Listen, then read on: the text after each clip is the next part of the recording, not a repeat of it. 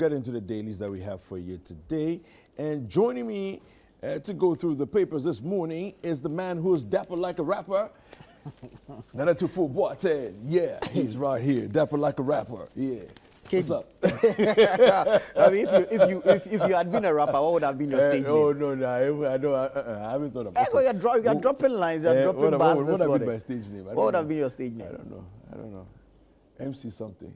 MCK. Back in the day, all the rappers had MC. Yeah. MC Light, MC Hammer. So MCKD or KD the MC? I don't know. Let me think about it. It has to ring. Yeah. Because it looks like now, we need multiple streams of income. So it's never too late to go back to, to hone that talent and make money off it. Anyway, Charlie, yes, sir. What's happening in the dailies, man? A lot, actually, but mostly coming from activities of yesterday. Yeah. The political front quite busy. The NDC launching their youth manifesto. Yeah. I'm sure it's captured in almost all the dailies this morning. And so this is how Daily Graphic reports it. Okay. Mahama launches NDC youth manifesto, promises to create more jobs. Kolebu secures 30 new dialysis machines. Okay. That's some great news there. Yeah. NLA loses 1 billion Ghana cedis to illegal lotto operations. Devices plan to reverse trend. And stop threatening violence. Peace Council urges political parties. That's the front page of the Daily Graphic. When you go to the back page, it has that story of the North Tongue MP presenting $1.2 million Yeah. equipment to the Mapa Health Center. That's the one you say, mention the name, there has to be some Mapa. Yes, that's it for the Daily Graphic newspaper. Okay, so we have the Ghanaian Times, and on the front page, it says here, commit to anti-corruption issues. Coalition demands from political parties, and this is the Ghana Anti-Coalition against corruption. Yeah. Speaking here. We have at the NDC Youth Manifesto launch, we'll create jobs for you, and Mahama assures the youth. And we also have here, Roads Minister orders KMA to stop construction of buildings in waterways in Kumasi. Hey, this is interesting. So the KMA is building in waterways. No, I'm not sure that's what it is. Because the headline seems to. I'm sure the minister is directing KMA to stop people from. Okay. Yeah, okay. I'm sure the details will that's actually be in the story. Yeah, that makes sense because. Because if the KMA is actually building in waterways, then it's bizarre. Very bizarre. Okay, so let me just give you a tidbit here. It says here the Minister of Roads and Highways, Francis Boache, has directed the Kumasi Metropolitan Assembly to stop an ongoing building project located on a waterway at the TUC junction in Kumasi. Right. So, but I think that this is something that the KMA should be fully aware that it's not allowed. Who gave them the permit to do that? Exactly. So they seem to have their hands in the mix. They're compromised somehow. Yeah. Anyway.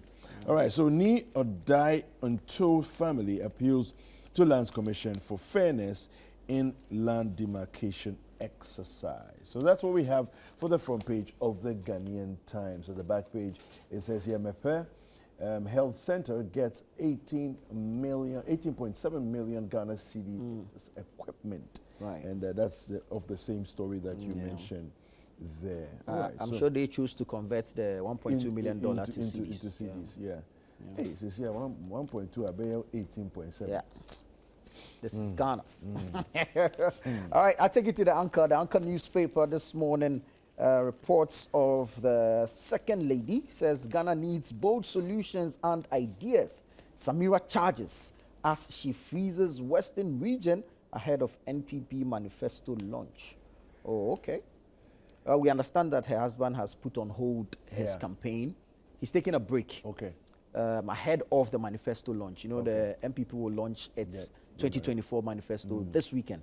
I think, on Sunday, the 18th. Okay. So he's taking a break to finalize that manifesto ahead of its launching on Sunday, But the statement from Dennis Miracles Abuaje, who is a spokesperson for the Baumia campaign team, says that campaign activities began immediately after the manifesto launch. Okay. So, yeah, we look forward to hearing some more interesting stuff from them. Baumia pledges 10 million cedis annually for Geological Survey Authority for exploration. Exploration of minerals. A man accuses police of extortion and stealing after forceful withdrawal from his Momo account. Okay. And then we have the CEO of Maslock named Ultimate Woman of the Year. Yeah. So, yeah, yesterday there was a lot of reports about the CEO of Maslock. I think she's quietly doing some amazing stuff with Maslock. Yeah. Well, what I find interesting in your headlines, as the man accuses police of extortion. Yeah. This story, I actually saw the video, I think like 2 weeks ago, making the rounds, and last week, it was on social media, videos making the rounds, and he was admitting or claiming, that he was on a motorbike, and they were accosted. That he and the rider, the one riding the bike, were accosted, and when he got off the bike, the rider sped off and left him there. Then the police, began to harass him for some cash, and he said he didn't have any.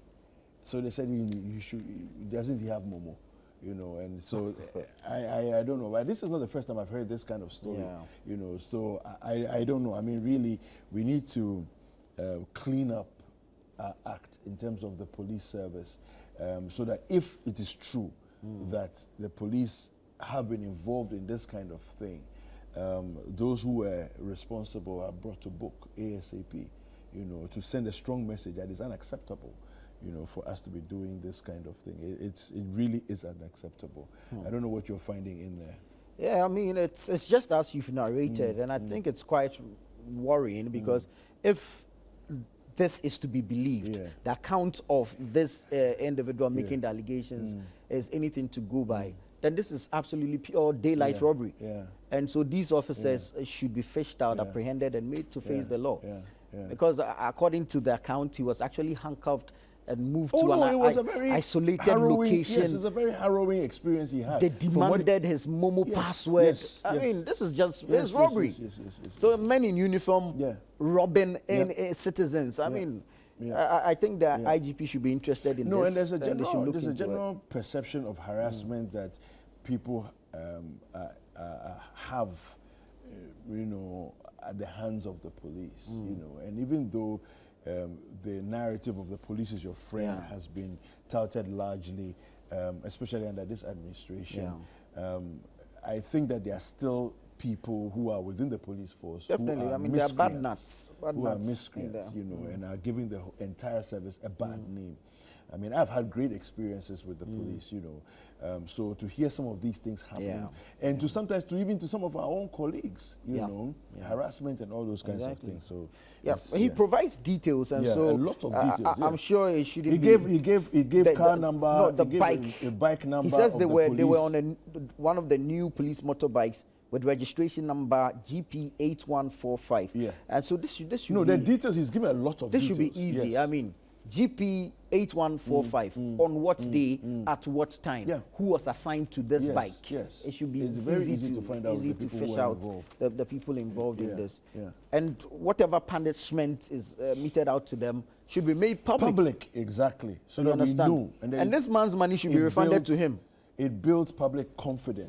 It builds public confidence. Yeah, because I don't know, for whatever crime, you are not a judge anyways. No. So is that a spot fine or what? What did you take that money for? What was the person's crime? You understand? And even if he had committed any crime, are you the judge on the spot? On the spot. Because I'm not sure they are allowed to do that. It's wrong. It paints a very bad image of the police. And so they should be interested in expediting this particular issue. And of course, finding some respite for the gentleman. All right. The Daily Guide, it says here, Baumia's digitalization agenda game changer. Ex-Canadian minister is speaking. We have I'll empower the youth. Okay. And we have Mahama's free level 100 policy stokes fire. MPP will win 2024 elections, and this is coming from Napo. Yeah, but I find it interesting, the free level 100, his promise of, scrapping the tuition fees for the level 100. First year tertiary students. Yes. It'll be interesting. Let's see. I mean, campaign season, a lot of things are said. Not so many things are accomplished in reality. So we'll see. We'll see what happens there. All right. So that's what I have for the Daily Guide. All right. The business analyst this morning says Tobinco versus Opuni. Court ruling confirms Tobinco's integrity. This is his lawyer speaking. Okay. Debt restructuring will restore moderate risk of debt by 2028. Government assures. All set for GJA 75th birthday on Thursday. Mid-year budget. Deloitte recommends 2 key areas to enhance tax efficiency. And ICMA announces publication of legal opinion for Ghana.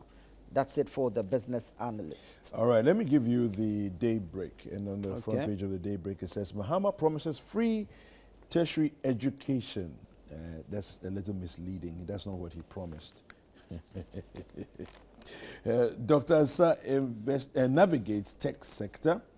Prof. Amwako on how to ensure SDG success. We have High Court exonerates Tobinco over fake drugs, and that news came through yesterday as well. And the escapades of Deputy CEO of Cocoa Board, Ray Ankra, and a politically exposed general manager within the corridors of Cocoa House. All right, so interesting headlines on the front page of the Daybreak. So that's what we have. Well, finally, I'll take you to the Hawk. The Hawk newspaper says, Forest Reserve mining legal and vital, says MENCOM chief. That's the Minerals Commission boss. Ashanti NPP rift deepens as key figures snub campaign launch. Airbus probe goes flat. Mahama cleared. 4-year hunt ends with no debts. Nurses honor director who left them jobless. That's the question. We can't stop Galamsey, Achim chief. Okay, and I think there's an editorial or an article by Manasseh. That says, Manasseh says, Yao Gewu's SC rise is political payback. Okay, that's in reference to Justice N.S. Yao Gewu. Okay. Yeah.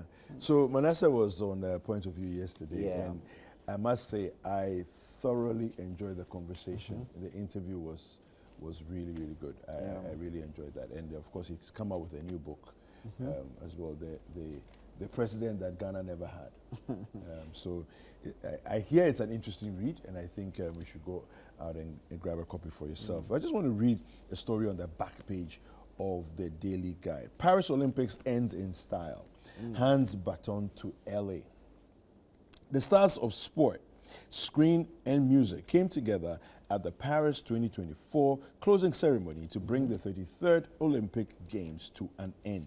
Now, actor Tom Cruise descended from the roof of Stade de France to collect the Olympic flag as part of the handover to the American city of Los Angeles, which will host the next Games in 2028 before departing on a motorcycle. Now, Red Hot Chili Peppers, Billie Eilish, Snoop Dogg, and Dr. Dre then performed as part of a star-studded music set on the beach to conclude the ceremony. Now, earlier, inside the stadium in Paris, gold medalist Alex Yee, Briony Page were Great Britain's flag bearers at the ceremony. Now, Yee won the men's triathlon in dramatic fashion, while Page won Britain's first ever Olympic trampoline gold. There was trampoline. Hey. Wow. No, that was trampoline. I didn't see that. Okay, I also didn't see that. No, I didn't see that. Oh, okay. No, but I mean, the way the sports are and the way our schedules are and everything, we will not necessarily follow everything. Now, Great Britain finished 7th on the medal table with 14 gold, 22 silver, and 29 bronze. Now, their final tally of 65 medals was one more than they won, than the 64 that they won in Tokyo. In his closing speech, the IOC president, Thomas Bach, reflected on a sensational games. And the 2024 Paralympics will be held in the French capital from the 28th of August to the 8th of September. So now, after the Olympics, is the Paralympics that happens. Now, the reason why I wanted to read this was some people got 64 medals in Tokyo. Yeah. 4 years ago. Yeah. They now have 65. They've added on. Eh? Ghana got 1 in Tokyo. 1 bronze. We now have 0. Yeah. Or 0. Not before. Now, before getting that 1 bronze, what have you? How many have you gotten over the years between your last medal and Tokyo? It's a bit embarrassing. It is, but like I keep saying, we are not paying attention to what will actually bring us the rewards. You get it? You know, Ghana, we're a very funny bunch. We sit around. We sit around, and we gossip. We drink beer. We eat kinky and banku and everything else. And somehow, without practice or training, we are expecting that come 4 years, we would have people who randomly on their own train. Have you seen the LWAC track? Yeah. Have you seen the LWAC track? Yes. Even that one, there's a track. What about Kanishi Sports Complex? Yeah. That forest. Facilities that people who won laurels in the past used to train at, which we could easily refurbish. And I don't know what the National Youth Authority? Youth Authority. That's where their office is. That's where the office is. I don't understand what they are doing. Their boss goes to Your back, behind your building is the entire sports complex. Your building is part of the sports complex. And yet the sports complex has been left to grow into a forest. It's actually part of the youth resource centers they told us they would be refurbishing or constructing across the country. You are embarrassing us. Look, embarrassing us. If they won't put the place in shape, I think they should take the good old professor's name from it, because this is an embarrassment to his legacy. Yeah, because it's called the Azuma Nelson Sports Complex. It's a disgrace. It's an embarrassment to his legacy. They should just take his name. It's a disgrace. You can't put the professor Zoom's name on such a thing. The man stood for excellence. He brought Ghana only laurels. Come on. And across the continent of Africa, he was lauded as one of the very best that the continent has produced. This is what you do to, and you put his name on it and leave the place to rot. It's an eyesore. I don't get it. It's quite sad. I don't get it. It's quite sad. And I mean, if you see the place and the state it's in now, it's sad. And it tells the kind of people we are and the mindset we have towards some of these things. Maybe tomorrow we should bring viewers some images so that they get to see. Perhaps. Do you see? So they can understand. Maybe we should just do that, exactly, and then what during our news review, just give you a small teaser to see what is actually happening. Because some of you don't understand what we're talking about. It's a disgrace. It's sad. It's embarrassing. A place that used to train, teams of athletes and footballers. We used to go there and train. And you know, most of these senior high school sports competitions were being held Intercore and other things, you have them there. Now, if you go and see the Intercore that was going on at LWAC, the track does not deserve the human beings that are working on it. The tartan track that is there. This is Ghana. So I'm asking myself, we have the Boteman Sports Complex. So those tartan tracks that are there, the fresh one that is there, what was wrong with organizing this Intercore over there and not LWAC? I don't understand. Well, I don't know what went into the decision to use LWAC, but I think for some time now, it's LWAC that has been used for these activities. But if there's Boteman, and it's available, the facility needs to be maintained. It was built for specific purpose. Sports. Exactly. And so if there's a sports competition, we should go and see the green grass that's overgrown at Boteman distance. We should be using it because you see, if we're not using the facility, maintaining the facility will be difficult for us.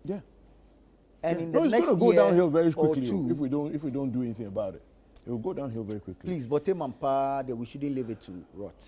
No, We but I beg think again that's also part of our responsibility here, to hit hard and to call out those who are duty bearers. We beg to you. ensure that We they beg do the you. work As that for they're supposed to do. Boteman. Yeah, Oh no. yeah.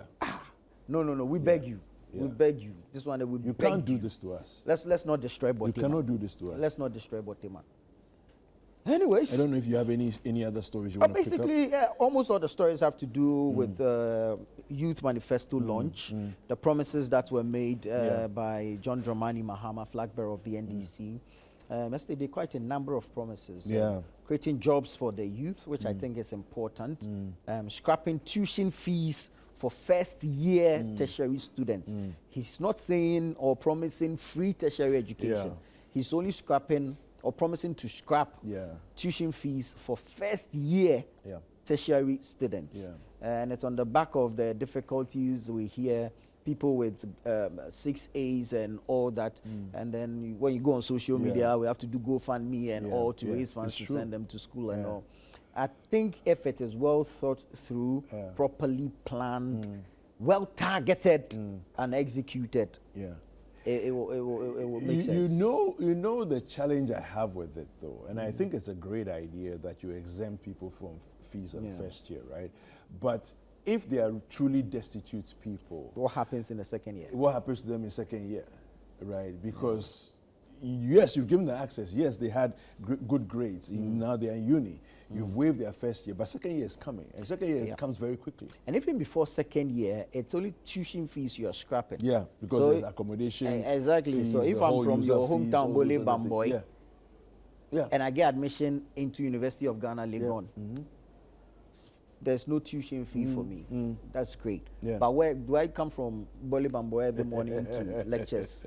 Well, Or because you are scrapping that, well, my family should go and find money for the hostel fees and all accommodation. Maybe we're going to hear a bit more detail in terms Yeah. of the thought process of this thing, so that we can. Well, they are find yet to launch the party's official manifesto. This is just the youth manifesto that was launched. Yeah. The official launch will be in Cape Coast. Okay. I think it's a week or so Everybody's after. going towards the west. Because now, you see, the dynamics are very interesting. Now we have a north-north Yes. competition. Yes. So perhaps there's some level of confidence. But then again, if you notice, both parties have done a lot of work in the northern parts of the country. They actually just started descending, coming down. Of the country, So I think perhaps that was the plan, to begin the work from up north and gradually work their way towards the south. Yeah. And I mean, some of them, we are eager to hear what they have to say. Yeah. We want to find out or hear what will be different from previous manifestos, and then we can gauge, do the comparisons, and see what was said before, what has been done, what is being said now, and what hope it will give, Yeah. what assurances there are in, Yeah. and then, of course, what the future looks for us as citizens of Ghana. Fantastic. All right. Thank you. Thank you very much, Anna. Thank you, David. All right.